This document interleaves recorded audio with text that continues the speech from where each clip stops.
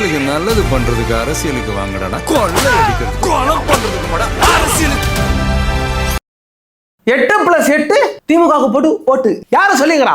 நம்ம முன்னாள் முதலமைச்சர் சொல்லிக்கிறாப்ல, காபந்து முதலமைச்சர்னு விஜய் காரி திப்பிக்கிறாப்ல அடுத்து கண்டன அறிக்கையில. சரி, 8+8 திமுகவுக்கு போடு ஓட்டு, 4+4 8 திமுகவுக்கு போடு ஓட்டுன்னா அது கரெக்டா இருந்திருக்கும். யாரையா எழுதி கொடுக்குறா? யாரோ எழுதி கொடுக்குறா, நான் எதையோ பேசுறேன்னு பேசிக்கிறாப்ல நம்ம முன்னாள் முதலமைச்சர். 8+8 உதயசூரனுக்கு தாங்கள் ஓட்டு என முடிவெடுத்துட்டாங்க.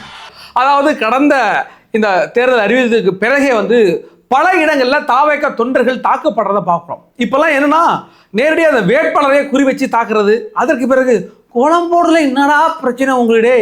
அந்த மனுஷன் கோலம் போடுன்னு சொல்லிக்கிறாப்புல. சரி, கோலம் போட்டு நீங்களாம் அந்த கருப்பு கொடி காமிக்கலையா?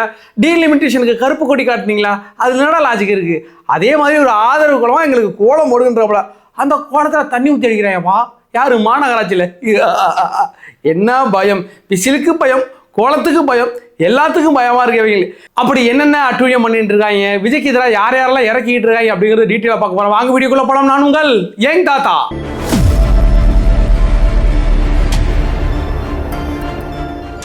எங்களோட வீடியோக்குள்ள பாருங்க, எங்களோட சேனலை சப்ஸ்கிரைப் பண்ணி வச்சுக்கிடுங்க, லைக் பண்ணுங்க, ஷேர் பண்ணுங்க, கமெண்ட் பண்ணுங்க. சரி, வாங்க வீடியோக்குள்ள போகலாம். அதாவது பிரகாஷ் ராஜ்ன்ற மிகப்பெரிய ஊப்பி, பலகாலமா ஊப்பியா இருந்துட்டு இருக்காரு அப்படிங்கிறத பார்க்க. அதாவது நக்கி பிழைக்கிறதுன்னு சொல்லுவாங்க, நாயை தான் சொல்லுவாங்க நக்கி பிழைக்கிறதுன்னு. அப்படிப்பட்ட ஒரு ஆளாக தவறான வார்த்தையை பேசினா மன்னிச்சிருங்க, ஆனால் அவருக்கு தகுதியான நாட்கள் தான் இந்த பிரகாஷ் ராஜ் மாதிரி நாட்கள். ஏன்னு கேட்டீங்கன்னா அவர் சொன்ன வார்த்தைகள் அப்படி. என்ன வார்த்தை சொல்லியிருக்காருன்னா, நடிகன்னா நீ விசில் அடிக்கலாம், ஆனால் அந்த விசிலுக்கெல்லாம் நீ ஓட்டு போடக்கூடாது, நாடாளக்கூடாது நடிகன் அப்படின்னு பிரகாஷ் ராஜ் சொல்லியிருக்கான்னு. அது பொதுவாக விஜயின் மேலே, நடிகர்கள் மேலே வைக்கக்கூடிய ஒரு கருத்து. அது ஒரு நடிகரே கொண்டாந்து அந்த கருத்தை வச்சிருக்காங்கிறத கூட ஓகே, நீங்கள் ஒரு பொதுப்படையாக பார்க்குறீங்க, எம்ஆர் ராதா ரேஞ்சுக்கு உன்னை நான் பார்க்குறேன். சரி விடியா. என்ன மானாவுக்கு இதே கர்நாடக தொகுதியில் நீங்கள் எம்எல்ஏயாக போட்டிட்டீங்களே தனிச்சு சுயேட்சையாக, அன்னைக்கு இதே விசில் சின்னத்துல நீ நின்று போட்டிட்ட. நீங்கள் என்னத்துக்கு போட்டிட்டீங்க? நீங்களும் ஒரு நடிகன் தானே, நீங்க எதற்கு ஒரு தொகுதி ஆள்வதற்காக போட்டிட்டீங்கன்னு எவனாவது சாணியில முக்கி பொலர்னு அடிச்சா தாங்குவீங்களா? உங்க வேலை என்னமோ அதை பார்த்துட்டு போங்க. சொம்படிக்குன்னு முடிவு பண்ணிட்டீங்க, வாங்க அடிங்க, காசு பார்த்துட்டு போங்க. யார் வேண்டாமா? எவ்வளோ பேர் இதே மாதிரி பொழைச்சிக்கிட்டு இல்லையா? இன்னைக்கு புதுசாக ஒன்று இறக்கி விட்டுக்கிறானுங்கப்பா, ஆர்த்தி இறக்கி விட்டுருக்கானுங்க. அந்த பிக் பாஸ்ல ஒன்று இருந்துச்சு இல்லை, அதை இறக்கி விட்டு பேசிட்டு இருக்கானுங்க. ஜூலி இறக்கி விட்றானுங்க. இந்த திமுக என்ன ஆச்சுன்னு எனக்கு தெரியலப்பா. எம்மாம்பேரியா கட்சி, ஒரு கட்சியில பார்க்குறேன் நாகப்பட்டினத்தில் டான்ஸ் ஆடி ஓட்டு கேட்டுட்டு இருக்காங்க. பெண்களை வச்சு ஒரு ஆபாச நடனம் மூலம் பாட்டு ஓட்டு கேட்கறதெல்லாம். இந்த திமுக எப்படிப்பட்ட திமுக? நாங்க பார்த்த திமுக அந்த காலத்து தாத்தா காலத்து திமுக தெரியுமாடா உங்களுக்குன்னு சொன்னீங்களே, அந்த தாத்தா காலத்து திமுக எப்படி ஓட்டு கேட்டாங்க, அறிஞர் அண்ணா எப்படி ஓட்டு கேட்டார், கலைஞரே வச்சுக்கிறேனே, கலைஞர் எப்படி ஓட்டு கேட்டார், பேசி பேசி வளர்ந்த இயக்கத்தை இன்னைக்கு யாரை நம்பிக்குது? ஜூலி நம்பிக்குது. இந்த கட்சி ஜூலி தான் பெரிய இம்பார்ட்டன்ட் மேட்டரா இறக்கிட்டு இருக்காங்க விஜய்க்கு எதிராக. அந்த பக்கம் வைஷ்ணவி இறக்கி விட்டுருக்கானுங்க, இந்த பக்கம் நடிகை ஆர்த்தி இறக்கி விட்டுருக்கானுங்க. சே, கேவலவா இல்லையே? இந்த கட்சியோட மாட்டம் நம்ம போட்டி போடணும். எனக்கு ஒரு மாதிரியா இருக்கியா? ஆப்போனண்ட் பார்ட்டி வெயிட்டா இருக்கணும்ப்பா. நம்ம யாரு புழு சட்டம் மாற சொல்லுவாப்புல, எதிரி வெயிட்டான எதிரியா இருந்தா படம் நல்லா இருக்கும் பாப்புல. அதே மாதிரி இப்படி பொம்பளை பிள்ளைங்களை வச்சுக்கிட்டு நான் அட்டாக் பண்றேன், விஜய் அட்டாக் பண்றேன், இதெல்லாம் என்னத்தா சொல்றது? நான் என்னத்தா நான் அவங்க கூட நான் சண்டை போட்டுக்கிட்டு இருக்கிறது? அது எனக்கு பெரிய வருத்தம் என்னன்னா, கமலஹாசன் சேகர் பாபு ஆதரிச்சு ஓட்டு கேட்டிருக்கிறாரு. நான் மானசன் ஒரு மானசர் தான். அவன் மாண்டு போய் பல காலம் ஆகுதுன்னு வச்சுக்கங்களேன். இந்த நான் மக்கள் நீதி மையத்தை கொண்டு அடகு வச்சதெல்லாம் எனக்கு ஒன்றும் பெருசா விஷயமா தெரில. அந்த சினேகனுக்கு ஒரு வாய்ப்பு கொடுத்துருந்தா சந்தோஷமா இருந்திருக்கும்ல.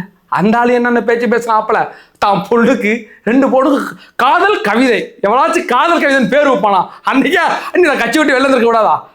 காதல் கவிதைன்னு பேர் வச்சாலும் அதனால சினேகன் சுத்திட்டு இருந்தாப்ல, சீட்டு கொடுப்பாப்பல, நம்ம வீட்டு பிள்ளைக்கெல்லாம் பேர் வச்சுக்கிறாப்பல, அதனால நமக்கு சீட்டு கொடுப்பான்னு நினைச்சிட்டு இருந்தாப்பல. அந்த சீட்டு கிடையாது, ஒன்றும் கிடையாது, அடிச்சு விட்டுட்டு இன்னைக்கு சேகர் பாபுக்கு பிரச்சாரம் பண்ணிட்டு.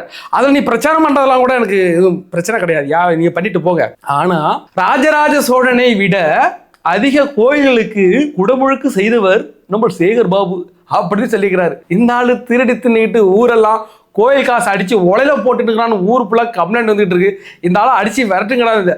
அந்த கோயில உள்ள சொத்துக்கள் பாதி சேகர் பாபுட்டு தான் இருக்குன்றாங்க. அப்படிப்பட்ட சூழ்நிலையில கமலஹாசன் வெக்கமே இல்லாம இந்த மானசம் போய் ஓட்டு கேட்டா எவனாச்சும் ஓட்டு போடுவானா? போன தேர்தலில் உன்னை நம்பி ஓட்டு போட்டதே என்ன காரணம்? சரி, புதுசா ஒரு முகம் வந்திருக்கு, ஓட்டு போட்டாலும் ஓட்டு போட்டாங்க. இன்னைக்கு அதே நம்பி கமலஹாசன் இறக்கிருக்காங்கன்னா இவர் அரசியல்வாதியா இறக்கிருக்காங்களா இல்ல ஒரு ஃபெமிலியரான ஹீரோங்கிறதுனால இறக்கிருக்காங்களா அப்படிங்கிறது தெரியல.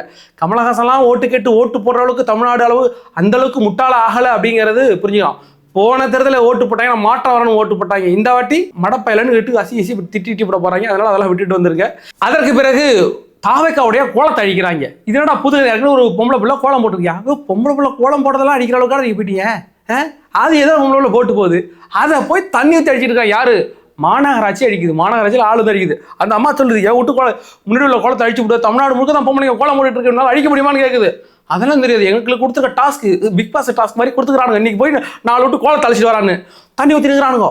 அள்ளி ஊற்றி அழிச்சு விட்டு போட்டோ எடுத்து அனுப்பியாச்சு. அப்பாடியே இன்னைக்கு டாஸ்க் முடிஞ்சு போச்சு அப்படி சந்தோஷமா ஒரு போறா போல. அதாவது பெரம்பூர் தொகுதியில 16வது நம்பர் அது வந்து நோட்டோவுக்கு அப்படின்ட்டு யார் விளம்பரம் கொடுக்குறா அப்படின்னு கேட்டா மாநகராட்சி. நாங்கள் ஒரு விழிப்புணர்வுக்கு பண்ணுறாங்க. நோட்டோவுக்கு வந்து இருக்குது அப்படிங்கிறது யாருக்கு தெரியல. அது விழிப்புணர்வுக்கு பண்ணுறாங்க அப்படின்னு. கரெக்டாக இந்த 16வது சின்னம் என்ன சின்னம்? அது நம்ம தலைவர் விஜய் அவருடைய சின்னத்தில் தான் கரெக்டாக வந்து அவங்க போட்டிடுவாங்களாம். அந்த நோட்டோ இருக்குது அப்படின்ட்டு யாரும் மாநகராட்சி பண்ணுது. அசிங்கமாக கேட்டு விட்டாங்க பசங்க. அந்த அம்மா பதில் சொல்ல முடியாமல் கட் பண்ணிட்டு. அதாவது விஜய்க்கு எதிராக என்னென்ன நகர்வுலாம் நகர்த்து கொண்டு போயிட்டு இருக்கிறாங்க அப்படிங்கிறத நம்ம பார்க்குறோம். அதில் இது ஒன்று. இதெல்லாம் பெருசாக எடுத்துக்க தேவையில்ல. That's the number 16. This 16 number. This is the number. The number 16.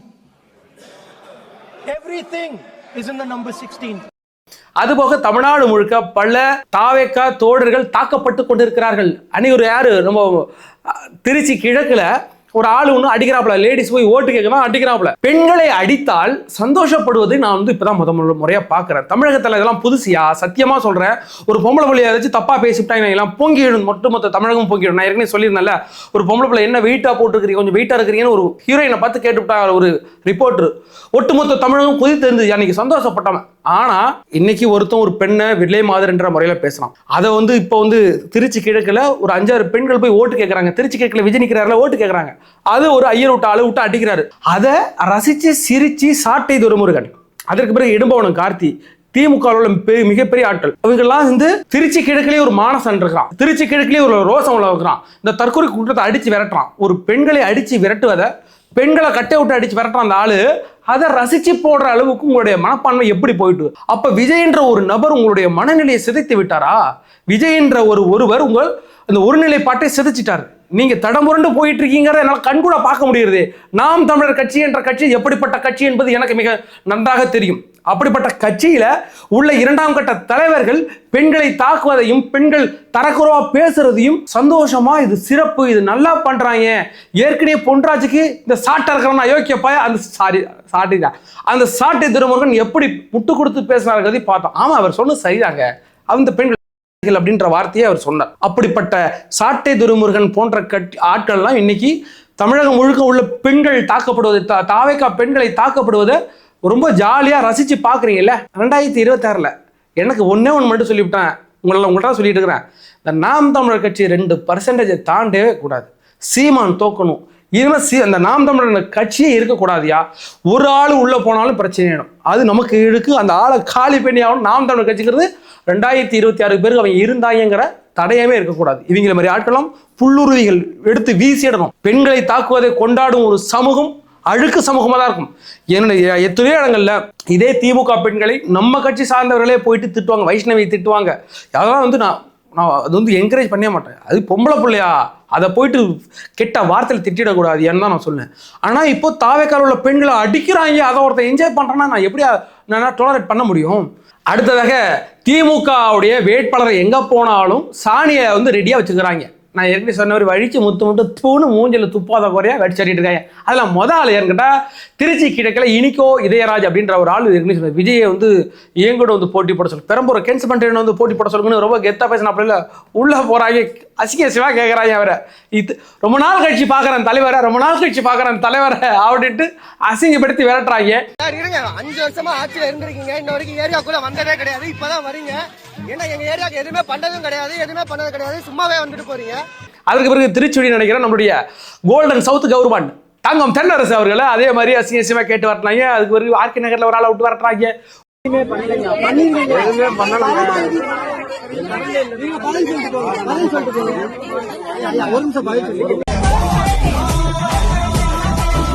விட்டு ஒரே ரன்னிங் ரேஸா இருக்கு. மா சுப்பிரமணியன், நீங்க ஓடினா சூப்பரா மாரத்தான்ல ஓடுவீங்களா? போக வேண்டியதானே?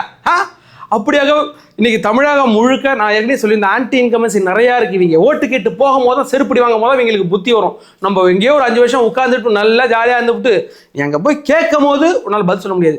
இதே கனிமொழிகிட்ட கேட்டாங்க, அந்த அம்மா பெரிய வாய்ஸ் அவடால் விட்டுச்சு. நம்ம எடப்பாடி இருக்கும்போது நான் மதுவிலக்காக்கும் மதுவிலக்கு கொண்டு வந்து நடக்கும் இந்தியாவிலேயே தமிழகத்தில் அதிக விதவைகள் இருக்கிறாங்க, ஐயோ என்னங்க அப்படி நடந்து போச்சு, இவ்வளோ மோசமாக இருக்கும் அப்படின்னு இருந்துச்சு. அந்த லேடி அங்கே போகுது விட்டு கிழிக்கிறாங்க. எல்லாம் மதுவிலக்குன்னு சொன்னீங்களே என்னாச்சு, மதுவிலக்குன்னு சொன்னீங்களே என்னாச்சு, மதுவிலக்கு சொன்னீங்களாது. அந்த அம்மா காண்ட் ஆயிடுது. எங்கே போனாலும் இதே கேட்கறாரு, காதை பொத்திட்டு போயிட்டு இருக்கு. அந்த அளவுக்கு இருக்கு. இன்றைய சமூகம் மாற்றம் அடைந்து கொண்டு இருக்கிறது அப்படிங்கிறது ரொம்ப சந்தோஷமா இருக்கு. இந்த இளைஞர்கள் ரொம்ப தெளிவா இருக்கிறோம், ரொம்ப தெளிவா இருக்கான். இந்த தெளிவான கூட்டத்தை பார்த்தா நீ தற்கொலை கூட்டம் என்று சொல்கிறாரே, எனக்கு தெரிந்து தமிழகத்திலேயே முதல் முறையாக நான் பார்க்கிறேன் தன்னுடைய கட்சி தலைமை எதிர்த்து ஒருத்தன் கேள்வி கேட்டுக்கிட்டு இருக்கிறாயா. எல்லா தொண்டர்களும் சரி, விஜயோடைய இருக்கிற எல்லா தொண்டர்களும் விஜய் ஒரு இடத்துல பிரச்சாரம் வரலன்னா ஏன் வரலன்னு கேட்கறான். ஒரு விஷயம் வந்துச்சுன்னா அந்த திரிஷா இஷ்யூல போட்டு விஜயை தாக்குன்னு தாக்கினா நீ பண்ணு தப்புன்னு எல்லா இடங்களையும் நான் உண்மையிலேயா எல்லா இடத்துல முட்டு கொடுப்பாயா. நாம் தமிழ் கட்சிக்காரன் முட்டு கொடுத்தான். இதே பெண்களை தரக்குறவா பேசினா யார, இதே சாட்டா உட்காந்து சொன்னா அப்படில நீ சங்கீதா எழுதி பேசினா இறங்கி செய்வான், நான் சும்மா விட மாட்டான், என் அக்கா என் தங்கச்சின்னு பிரார்த்தனை நல்லா ஒருத்தன் உட்காந்துக்கிட்டு வீடியோ போட்டு இந்த சங்கீதா இஷ்யூப்ப. அதே மாதிரி தான் சீமானுடைய தொண்டர்கள் அந்த பெண்ணை விஜயலட்சுமி அவர்களை இதே மாதிரி விலை மாது காசுக்கு விலை போனவள்னு அசிங்கமா பேசுனது இதே நாம் தமிழ் கட்சி. அன்னைக்கு யாரும் சீமானை எதிர்த்து கேள்வி கேட்கல. ஆனால் இன்னைக்கு திரிஷா இஷ்யூவில் விஜய் எடுத்து கேள்வி கேட்டான், நீ பண்ணு தப்புன்னு கேள்வி கேட்கறேன்னா அந்த கூட்டம் இருக்குல்ல, அறிவார்ந்த கூட்டம் இருக்குல்ல, அதை தான் இவங்க தற்கொலை கூட்டம்னு நம்மளை பழி சுமத்திட்டு இருக்காங்க. இன்னைக்கு நான் பார்க்குறேன் எவ்வளவு காவலர்கள், எவ்வளவு அரசு ஊழியர்கள் கொண்டு ஓட்டு போட்டுட்டு ஒப்ப மௌன உணவு பண்ண முடிஞ்சா பண்றான்னு வீடியோ பண்ணிருக்கிறாயா. சந்தோஷமா இருக்கு. எல்லா காவலரும் சரி, நான் ஜனநாயகன் முறைப்படி ஜனநாயகனுக்கு ஓட்டு போட்டேன்னு நிறைய காவலர்கள், நிறைய அரசு ஊழியர்கள் போடும்போது அவங்களுக்கு எவ்வளவு ஃப்ரஸ்ட்ரேஷன் இருக்கலாம். வரம்பு மீறி நடந்துக்கிறாங்க சில பேர் அப்படிங்கிறது தாவேக்கா தொண்டர்கள்ட்ட அவங்கள்ட்ட ஒபே ஆர்டர்னு ஒரு மேட்டர் இருக்குது. அதனால நம்மளை போட்டு ப்ரெஷர் பண்ணுறான். இன்றைக்கி அதுலேருந்து ரிலீஃப் வேணும்ட்டு நான் தாவேக்காவுக்கு ஓட்டு போட்டதுங்கிற ஒரு போலீஸ் வெளில சொல்லும் போது உண்மையிலே சந்தோஷமாக இருக்குது. இது ஒரு அரசியல் மாற்றத்தை நோக்கி விஜய் அவர்கள் இன்றைய ஒரு அறிக்கையில் குறிப்பிட்டிருக்கிறார். அமைதியான ஒரு புரட்சி நடந்து கொண்டிருக்கிறது ஒவ்வொரு வீட்டிலும் அப்படின்னு சொல்லிக்கிறார். இதுதான் அமைதியான புரட்சி. இந்த திருட்டு பயலுவோ அயோக்கிய பயலுவோ எடுத்து கவ்வை கொடுத்து ஒரு செருப்பை வாயில கவ்வை கொடுத்து இன்னொரு செருப்பால் அடிக்கணும் இந்த மீடியா கவரார். நேற்று தந்திரியில் போடுறான். எல்லாருமே அவன் ஒரு அஜெண்டா வச்சிருக்காயா. இப்போ ரீசெண்ட் டேஸ்ல நியூஸ் அவங்க அவன் அப்படி திமுக மேலே வருதுன்னு போட்டுக்கிறான். நேற்றுக்கு தந்திரியை போட்டுருக்கான் அதிமுக மேலே வருதுன்றான். நீ எவங்கிட்ட கணக்கு எடுத்துட்டு இதெல்லாம் போடுற? எனக்கு ஒன்று புரியல. அதாவது இத்தனை தொகுதிகள் எடுக்கலாம், அத்தனை தொகுதிகள் எடுக்கணும், அங்கே பெரும்பாலான ஆதரவு நிலையை பார்த்து சொல்லணும். இன்னைக்கு தமிழ்நாடு முழுக்க எவனா எங்க மயக்க நீட்டாலும் கடிச்சு துப்பிடும் இருக்கு. தாவாக்காக்கு ஓட்டு போடுவோம், டிவிக்கேன்னு கத்துறான். அப்ப அங்கெல்லாம் நீ போட்டுக்கணும். யாருக்கிட்ட நீ கருத்து கணிப்பு கேட்டு இந்த கருத்து கணிப்புல வெளியிடுறீங்க? ஒரு இடங்கள்ல கூட தாவாக்கா முன்னேறி வந்திருக்கு அப்படிங்கிறவங்களால வெளிப்படவே முடியல. இவங்களுக்கெல்லாம் ஒரு நரேட்டிவ் செட் பண்றாங்க. எந்த நரேட்டிவும் நீங்க கணக்கில் எடுத்துக்காங்க. ரிசல்ட் வர அன்னைக்கு ஒரு நரேட்டிவ் கொடுப்பாங்க, அதை எடுத்து பேசுவோம், அன்னைக்கு பார்த்துக்கிடுவோம். அதாவது களத்தை கணிக்க முடியலையா? இப்போ எங்களுக்கு ஒரு டீம் எங்களுக்கு ஒரு இன்ஃபர்மேஷன் கொடுத்துக்கிட்டு இருப்பேன், அதை வச்சு நம்ம சொல்லிட்டு இருந்தேன். இப்போ அவங்களே சொல்கிறாங்க, இல்லை பிரதர் எங்களால் களத்தை கணிக்க முடியல, எங்கேருந்து வருது, எல்லா வீட்டிலேருந்து ஓட்டு பிரியுது பிரதர், எங்களால் ஒன்றும் பண்ண முடியல. இவன் அது 4 குடும்பம் திமுக குடும்பம் அப்படின்ட்டு நான் 4 நாள் நன்னாங்க 16 நானும் ஸ்டாலின் கிடையாது கரெக்டாக சொல்லுவேன், நன்னாங்க 16 அப்படின்ட்டு கணக்கு போட முடியல. அந்த ஒவ்வொரு வீட்டிலேருந்து யாருக்கும் தெரியாமல் அந்த வீட்டுக்கு தெரியாமல் ஓட்டு பிரிஞ்சுக்கிட்டு இருக்குல்ல, ரொம்ப டிஃபிகல்ட்டாக இருக்குது. அதெல்லாம் இவங்க மறைக்கிறாங்க. அதற்கு பிறகு கடைசியாக நம்ம பார்க்க போகிறது என்னன்னா, தாவேக்கா தலைவர் விஜய் அவர்கள் நாளைக்கு எங்கே பிரச்சாரம் பண்ண போகிறாருன்னு இது வரைக்கும் எனக்கு தெரியல. புதுசாக சொல்கிறானுங்க. இப்போ போட்டிருக்கானுங்க திருச்சியில். இப்போ போன வீடியோ சொன்னோம், திருச்சியில் நாளைக்கு விஜய் அவர்கள் பிரச்சாரம் பண்ணுவதற்கு அனுமதி கிடைத்து விட்டது. இப்போ புதுசாக போடுறாங்க கடலூரில் பிரச்சாரம் பண்ணுவதற்கு அனுமதி கிடைத்து விட்டது. கடைசி நேரத்தில் சொல்கிறாங்க விஜய் அவர்கள் அதுக்கு தெளிவாக அறிக்கை விட்டுருக்கிறார். இந்த பவள விழா பாப்பா எங்களை பார்த்து பயந்துனுக்குங்கிற நல்லா தெரியும். இப்போ எங்களுக்கு கடைசி நேரங்களில் ஒரு அனுமதி கொடுக்குறாங்க. எங்களுக்கு அங்கே ப்ரிப்பேர் பண்ணுறதுக்குள்ள எங்களுக்கு டைமே கிடையாது. அந்த இடங்களில் எங்களுக்கு ஆட்டோமேட்டிக்காக ரத்து செய்ய வேண்டிய எங்களுடைய கட்டாயம் வந்துடும். நம்ம அடிக்கடி ரத்துன்னு பார்க்கணும். மிக முக்கிய காரணம் கடைசி நேரத்தில் கொண்டு கொடுக்குறாங்க. அங்கே சில ப்ரிப்பரேஷன் பண்ணணுமா இல்லையா? இல்லைன்னா கரூர் மாதிரியான சம்பவங்கள் நடக்காமல் இருக்கிறதுக்கு இப்போ பார்த்தோம், திருப்பூரில் எப்படிப்பட்ட கூட்டம் இருந்துச்சு, நம்ம இந்த கொங்குபேட்டில் பார்த்தோம். அதெல்லாம் நடக்காமல் இருக்கிறதுக்கு அவங்க ஒரு சில நடவடிக்கைகளை மேற்கொள்ளணும். 12,000 பேர் தான் வரணும். 12,000 பேர் வரான், அடிச்சு பிடிச்சிக்கிட்டு வரான். நீ பார்த்தோம் நம்ம தூத்துக்குடியில் எவ்வளோ கூட்டம் வருது. போலீஸ் கண்ட்ரோல் பண்ணுறதே கிடையாது. நீ உள்ள போகணும், அவன் அனுப்பிடுவான். அவனுக்கு ஏதாச்சும் ஒன்று நடக்கணும் அப்படிங்கிறது தான் அவங்களுக்கு திட்டம். எந்த இடங்களையும் காவல்துறையினரை ஸ்டாப் பண்ணி நிறுத்துறதே கிடையாது. ஸ்டாப் பண்ணி நிறுத்தணும். கூட்டம் கட்டுக்கடங்காம போதுன்னா ஸ்டாப் பண்ணணும்யா. ஆனால் காவல்துறை உங்களுக்கு ஒரு பொறுப்பு இருக்கிறது. 12,000 பேர் தான் வர முடியும்னா 12,000 பேருக்கு மேலே அலோட் பண்ண முடியாதுன்னு தாவேக்கா நிர்வாகிகள்கிட்ட சொல்லுங்க, அவங்க நிறுத்தணும். நாளைக்கு விஜய் அவர்கள் அறிக்கை விட்டா எங்களோட தொண்டர்கள் தடுத்தீங்கன்னா அதுக்கு நீங்கள் சொல்லுங்க, எங்களுக்கு பண்ண மாதிரி தான் அனுமதி கொடுத்தா பண்ண மாதிரி தான் விடுவேன்னு சொல்லுங்க. அப்படி கூட்டங்களை கட்டுக்கடங்காம விடுறது ஒரு மிகப்பெரிய பிரச்சனையா இருக்கு. அதெல்லாம் விஜய் அவர்கள் சரி செய்வதற்கு ஒரு முன்கூட்டியே சில நேரங்கள் தேவைப்படும். முதல் நேரத்தில் விட்டுட்டு இல்ல ரத்து செஞ்சுட்டான். சரி, காலைல தந்தி டிவிக்காரன் ஒருத்தன் போட்டான், விஜய் அவர்கள் திருச்சியிலே பிரச்சாரம் மேற்கொள்கிறார் அப்படின்ட்டு. அடுத்த நேரம் திருச்சியிலே ரத்து அப்படின்னு அவன் தான் போட்டான். அதுக்கு பிறகு கடலூரிலே அனுமதி கிடைத்திருக்கு அப்படின்றான். நேற்றுக்கு பெரம்பூரில் நாளைக்கு வரப்போறாருன்னு இவனே சொல்லிவிட்டு தலைவர் மறுபடியும் ரத்துன்னு போட்டான். எனக்கு ஒரு கன்ஃபியூஷனா இருக்குடா, கிடைச்சிருக்கா கிடைக்கலையா, போவாரா போக மாட்டாரா, இவனுங்க பொருளை கிளப்புறாங்களா இல்லை விஜய் தான் உண்மையிலே போகலையா? நிறைய பேர் என்ன ஃபேக் நரேட்டிவ் செட் பண்ணுறாங்கன்னா அனுமதி கொடுத்தும் ஏன் விஜய் போகலை? இவங்க அனுமதி கொடுக்கறதே முதல் நாள் சாயந்தரம் 3 மணிக்கு கொடுக்குறாங்க. மற்ற ஏரியா நம்ம சீமானா 4 பேர் நிற்க போகிறாங்க, 4 பேர் துண்டை போட்டு டீ குடிச்சு உட்காந்துருப்பான் டீ கடையில். அவனுக்கு எதுக்கு பாதுகாப்பு? விஜய் மாதிரியான ஆட்கள் பெருசாக கூடும் போது தான் பெரிய பிரச்சனைகள் வருது. அதற்காக இந்த அரசு திட்டமிட்டு இதெல்லாம் செயல்முறைப்படுத்திக்கிட்டு இருக்கு அப்படிங்கிறத பார்க்குறோம். சரி, இன்னும் இருக்கிறது 4 நாள், அதுக்குள்ள எந்த அளவுக்கு இதெல்லாம் தாண்டி நீங்கள் பிரச்சாரத்தை மேற்கொள்கிறீங்க அப்படிங்கிறத நம்ம முக்கியமாக பார்க்க வேண்டியிருக்கு. அதுபோக நம்மளுடைய தாவேகா தேர்தல் அறிக்கைகளை நம்ம பார்க்குறோம். இதில் மிக சிறப்பாக பார்க்க வேண்டியது எனக்குன்னா, குழந்தைகள் இருப்பாங்கல்ல, மாற்றுத்திறனாளி குழந்தைகள், மன்னிச்சுங்க, மாற்றுத்திறனாளி குழந்தைகள் இருப்பாங்கல்ல, அவங்க ஸ்கூல்ல இருப்பாங்க. அவர்களுக்கென்று தலைவர் விஜய் அவர்கள் தனியா ஒரு பள்ளிக்கூடங்கள் கட்டப்படும். அதற்கு பிறகு என்ன சொல்லியிருந்தாங்கன்னா, அதே போல இந்த மாற்றுத்திறனாளி குழந்தைகளுக்கு இந்த சக்கர நாற்காலிகள், கண்ணில் பிரச்சனை, அந்த கண்ணுக்கு சம்பந்தமான கண்ணாடிகள், காது கேட்கும் கருவிகள், நடை உபகரணங்கள்லாம் அந்த பள்ளியிலே இருக்கு. புதுசா ஒரு ஸ்கூலு, அது இந்த சிறப்பு குழந்தைகள் இருக்காங்கல்ல, சிறப்பு குழந்தைகளா, அந்த குழந்தைகளுக்கு மட்டும் ஒரு ஸ்கூலு, அதுக்குள்ள எல்லாமே இருக்கும் அப்படிங்கிறது உண்மையிலேயே என்னை ஒரு ஆச்சரியப்படுத்துனுச்சு. அதற்கு பிறகு நான் ரொம்ப நாளாக கேட்டுக்கிட்டு இருந்த ஒரு கேள்வினா, இந்த மதுவிலக்கு பூரண மதுவிலக்கு கொண்டு வாருங்க. ரொம்ப இந்த ஊர்வலத்தை பார்க்கும்போது கஷ்டமா இருக்கேன். ஒரு வீட்டில் ஒரு குடிகாரன், மட்டமான குடிகாரனா இருக்கிறான், மாறிக்கிட்டு வராயா?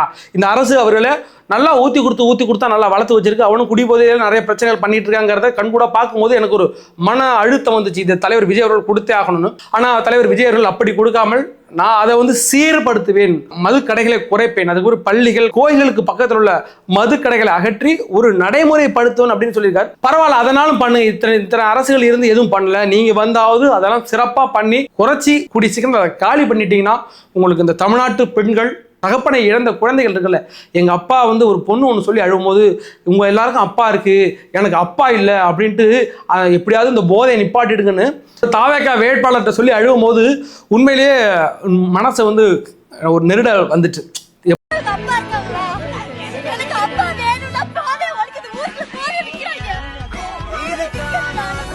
எப்படியாவது தலைவர் விஜய் அவர்கள் இந்த மது விலக்கை மட்டும் கொண்டு வந்துட்டா மிக சிறப்பாக இருக்கும். அதே மாதிரி உங்களுக்கு தெரிந்த உங்களுடைய நட்பு வட்டாரங்கள் எல்லாத்தையும் தாவேகா தலைவர் விஜய் அவர்கள் வெளியிட்டிருந்த அந்த சிறப்பான இந்த தேர்தல் வாக்குறுதிகளை எந்த அளவுக்கு கொண்டு சேர்க்க முடியுமோ கொண்டு சேர்த்துங்க. சரி, வேற ஒரு வீடியோவில் சந்திக்கும் வரை உங்களுடைய விடை வருவது நான் உங்கள் யங் தாத்தா.